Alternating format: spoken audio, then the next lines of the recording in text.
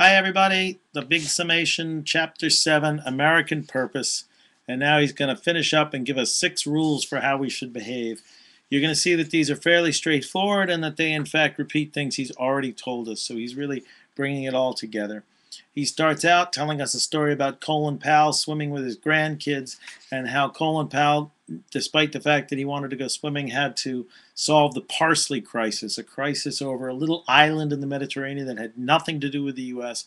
Why the hell was the U.S. involved? Because it was the only country that could resolve the dispute for the simple fundamental reason in a unipolar world, it is the single superpower. That's the bottom of 216, page 216. So he's saying in the 1990s and around 2000, the U.S. was clearly very, very powerful. He includes in that the Afghan War, which goes very quickly and very well for the U.S. to toppling a regime almost entirely from the air, he says.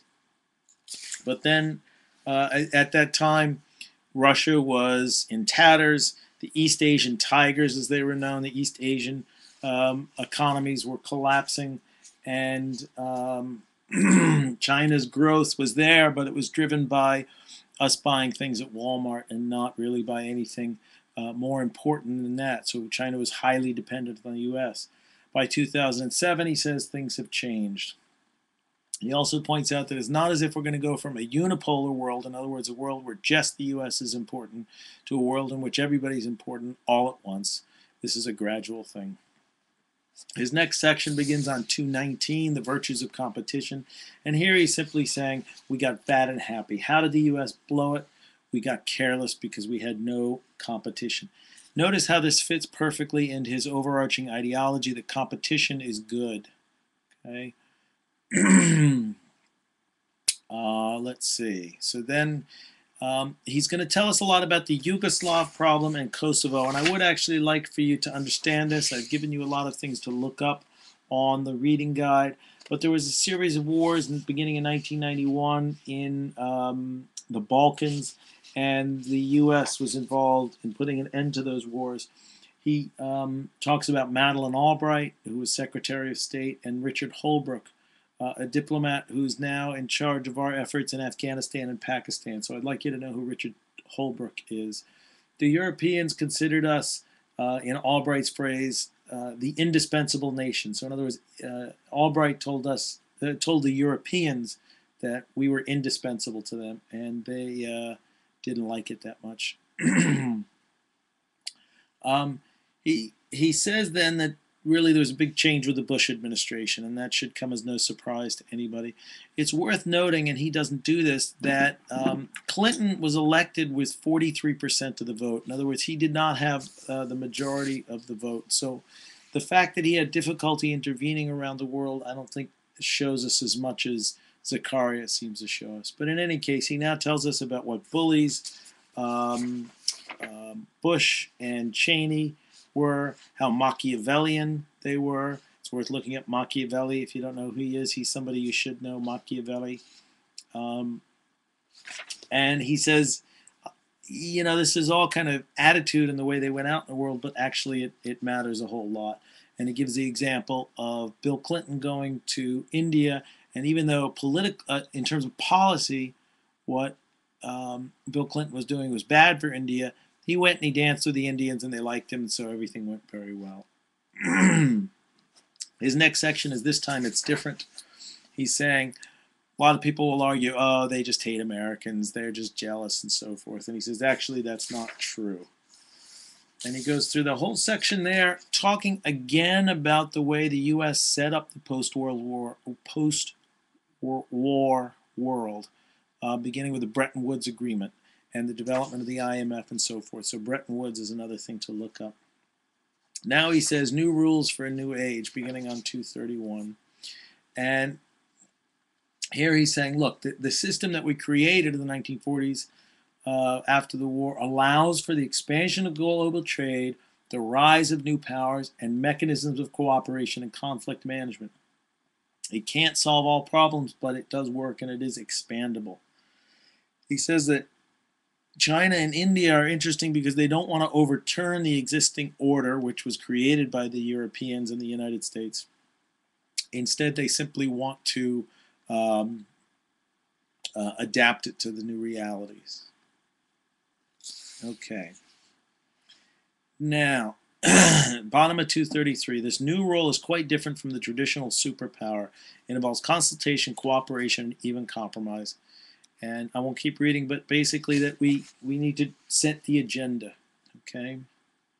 And 233 and 234, he really lays that out. And he says, look, we still have this American ideology that people are really excited about, the kind of Hollywood dream, the American dream. And my favorite line is, no one in Asia wants to live in a Chinese-dominated world. There is no Chinese dream to which people aspire, but there is still this American dream. So how do we go about doing this? And now he says he has set out 6 simple guidelines. The first one is choose. In other words, we can't do everything, so we should decide what is important. And he looks at our relationship with Russia, and he says, let's think about what is really important on our relationship with Russia. And it's worth looking at the top of 236 to understand that. And he goes on again with his example of Britain and how the British were really trying to do everything. In the middle of 238, at the end of that first section, Washington has to move out of the 8th century adjudicating between Sunnis and Shias.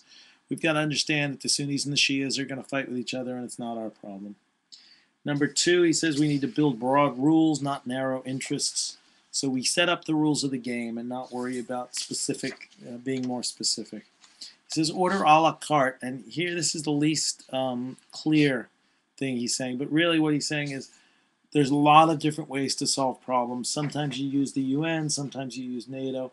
We're going to have to allow a more organic system in which problems are addressed through a variety of different structures, and that's on the top of 244. Number 5, think asymmetrically. Look up the term asymmetrical warfare and understand what we mean by asymmetry. Essentially, we're talking about the U.S. understanding that small groups can have a big impact if the U.S. responds in a big way. And we really shouldn't be doing that. Number 6, legitimacy is power. The United States has every kind of power in ample supply these days except one, legitimacy. And this really is a deep criticism of the Bush administration. He says on the bottom of 249, it is better to be feared than loved, Machiavelli wrote.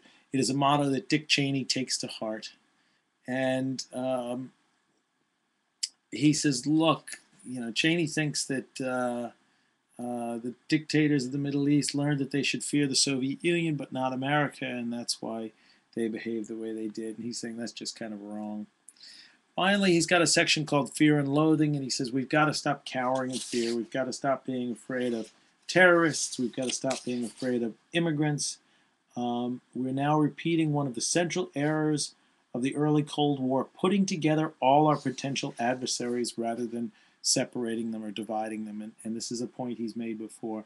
If you call every 2-bit hood Al-Qaeda, suddenly Al-Qaeda looks huge. It's interesting to look on 255 because he talks about how first the Republicans and then the Democrats responded during the 2008 presidential election.